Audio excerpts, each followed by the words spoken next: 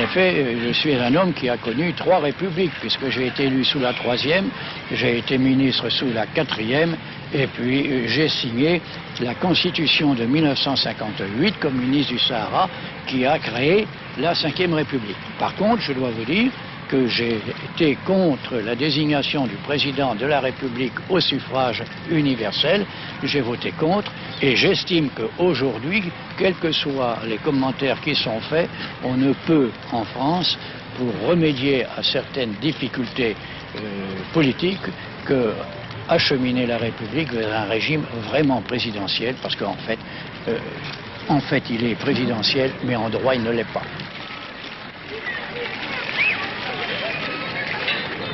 En mai 1945, vous rentrez de captivité, vous êtes membre de l'Assemblée consultative, interviennent en septembre 1945 les élections cantonales, vous êtes élu au premier tour, conseiller général d'Abbeville, et puis le mois suivant, président du Conseil général de la Somme.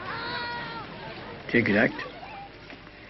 Et je me suis trouvé comme président du Conseil général de la Somme, aux prises avec des problèmes excessivement délicats et urgents, car il s'agissait dans un pays qui avait été complètement ravagé par la guerre, où de nombreuses villes avaient été incendiées et ravagées, où tous les ponts avaient été coupés au travers de la Somme, de rétablir une activité à partir du rétablissement des voies de communication.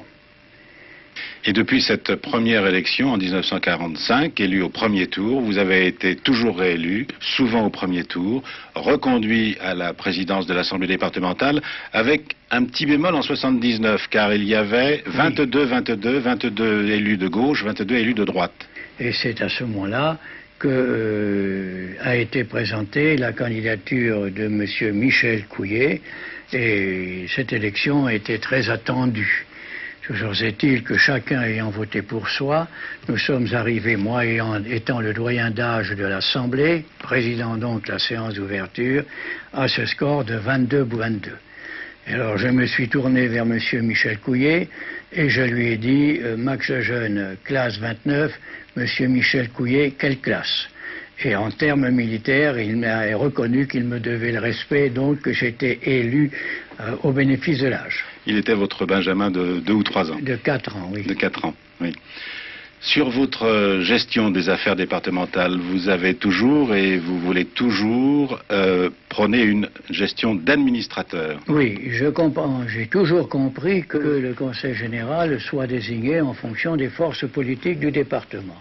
Mais à partir du moment où le corps électoral s'était prononcé, j'ai toujours fait en sorte d'obtenir dans l'Assemblée départementale le plus large consensus, ou au moins une très large majorité. Car on ne peut pas administrer en toute équité si on ne pratique pas l'impartialité. C'est prévu, mesure que je crois que vous avez effectivement donc exposé à l'Assemblée en séance plénière lors du débat d'orientation au mois de septembre donc de 1985, le développement de ce type de politique. C'est-à-dire que cette année, 2 postes à 100% ont été créés et 5 postes à 40%. Et si l'état des finances le permet en 1987 et en 1988, l'opération sera poursuivie. J'ai été seul à voter contre la loi de décentralisation au Parlement, et je votais contre parce que je ne voulais pas d'un échelon administratif supplémentaire entre le département et l'État.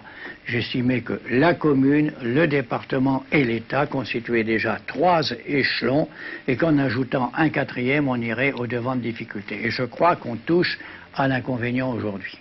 Et paradoxe, en 1978, vous êtes président du Conseil régional de Picardie. Oui.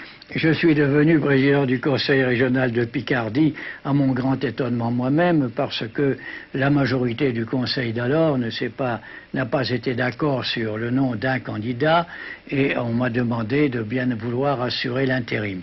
Et pendant 1 an, j'ai assuré la présidence du Conseil régional.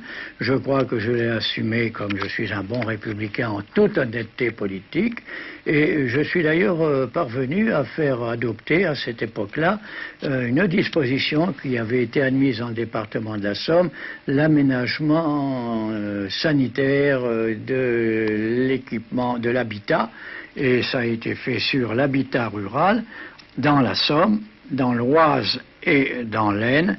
Au cours d'une année, j'ai lancé cette opération et je crois que c'était essentiellement bénéfique pour l'ensemble de la Picardie d'aujourd'hui.